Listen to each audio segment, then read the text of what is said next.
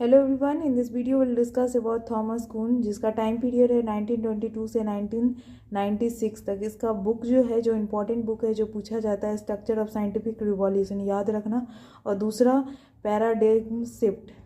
ठीक है, ये क्या होता है मैंने डायग्राम के थ्रू समझाने की कोशिश की है, जिससे आपको समझ में आ जाएगा।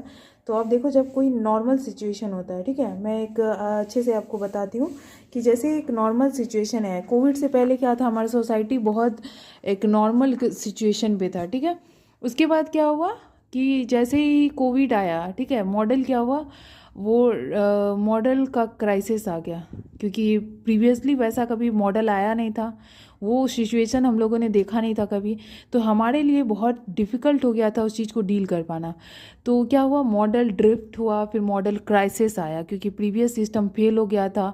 अब क्या था कि हमको कुछ नया लाने का था। यदि नया नहीं आएगा तो फिर हम लोग नॉर्मल सिचुएशन पे नहीं जा पाएंगे।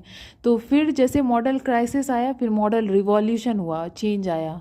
सब लगा कि कुछ कुछ करना होगा, कुछ नॉर्मल आने के लिए कुछ सिस्टम में चेंज लाना होगा। कैसे बहुत सारा, देखो, पढ़ाई पूरा ठप हो चुका था, मेडिकल लाइन में भी पूरा जो नॉर्मल था उस चीज़ से नहीं आया। तो फिर कैसे अचानक सारा कुछ ऑनलाइन होने लगा। इससे पहले हम लोग नहीं जानते थे कैसे ऑनलाइन किया जाता है, लेकिन उसके बाद ऑनलाइन होने लगा। तो एक मॉडल क्या है, रिवॉल्यूशन आया, फिर पैराडिग्म शिफ्ट आया, न्यू सिस्टम को इंट्रोड्यूस किया गया, और फिर क्या हो गया, नॉर्मल साइंस। ये साइकिल चलते ही रहेगा, और इससे क्या होगा, सोसाइटी में चेंज आएगा, प्रोग्रेस, और जो भी चीज़ें इस साइकिल के थ्रू आप समझ सकते हो।